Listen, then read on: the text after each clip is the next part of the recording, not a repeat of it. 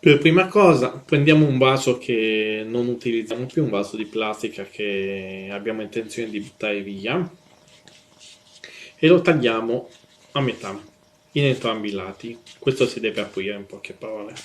Dopo gli facciamo un buco al centro, un buco un po' preciso, un pochettino preciso, e poi ci colleghiamo in un lato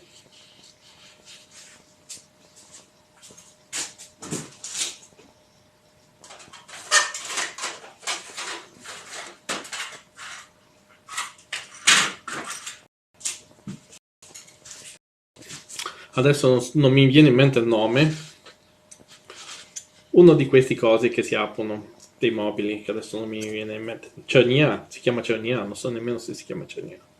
Dovrebbe chiamarsi cerniera, se non sbaglio. E la mettiamo e la mettiamo qui.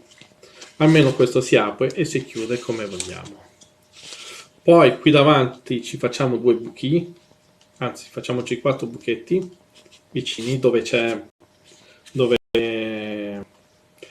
a destra e due a sinistra dove abbiamo appena aperto il vaso, e poi lì lo blocchiamo con dei leghetti o quello che volete. La procedura più o meno è così, ma comunque il video che vi mostrerò ne parlerà abbastanza, cioè ve lo mostrerò mentre ve lo mostro, più o meno spiego cosa ho fatto, eccetera eccetera.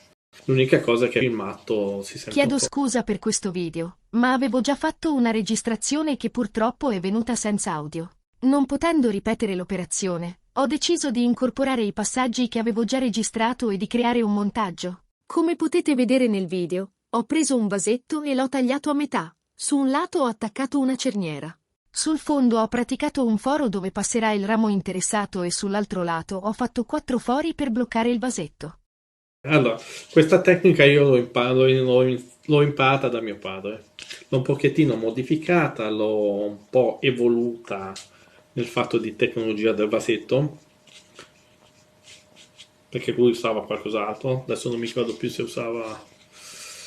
No, anche lui usava dei vasetti ma un po' più piccoli e meno tecnologici, diciamo. Cioè lui spaccava un vasetto, lo ficcava dentro, ci metteva la terra. La procedura. Cosa ci serve? Per realizzare questa margotta, avremo bisogno di pochi materiali, molti dei quali possiamo recuperarli facilmente. Materiale drenante, della paglia o dell'erba secca, senza radici.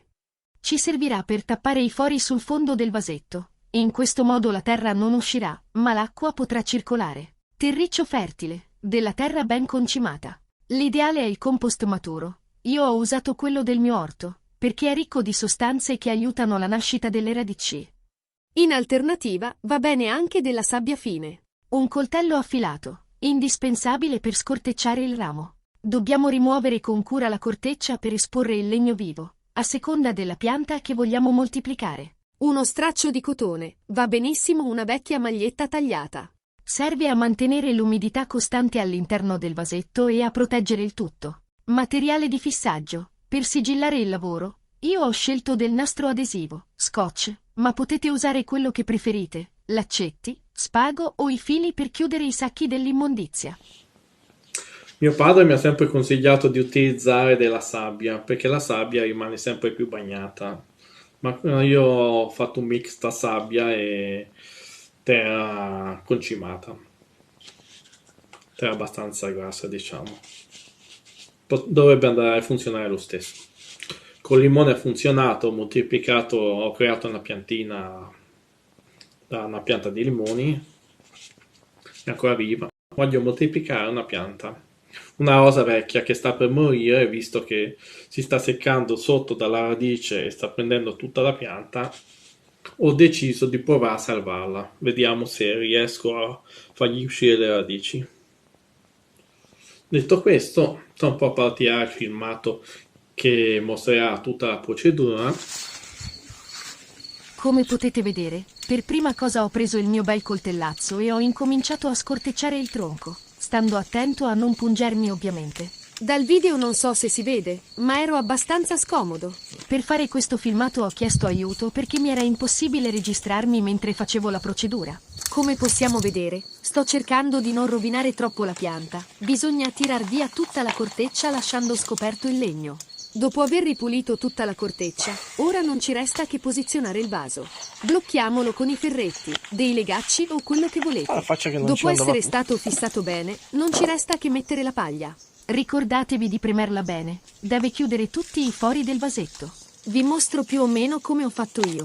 Non preoccupatevi, se non volete usare dell'erba o della paglia potete usare anche della carta Scottex, del giornale, del cartone o quello che volete.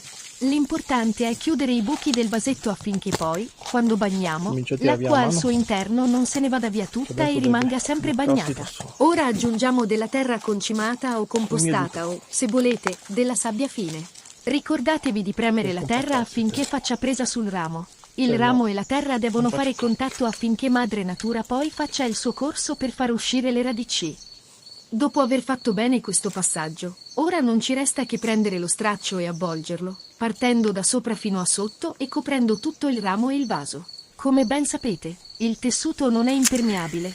Io ho usato uno straccio ricavato da una maglietta, perciò il materiale è cotone e assorbe abbastanza bene l'acqua. Ora ci serve qualcosa per bloccare il tutto. Io ho usato il nastro adesivo. Mio padre avrebbe usato dei laccetti, dei fili o dei pezzi di plastica di una busta trasformati in legacci, oppure i legacci che si usano per le buste nere dell'immondizia. Potete usare quello che volete, basta che rimanga abbastanza sigillato. La procedura è stata abbastanza semplice, come avete visto. Adesso dobbiamo fare Madre Natura. Ogni tanto dobbiamo bagnarlo, perché comunque dopo un po' si asciuga lo stesso, anche se ci ho messo uno straccio attorno. E niente, vediamo tra 2 o 3 mesi se fa le radici o meno. Per il momento è tutto e noi ci vediamo al prossimo filmato.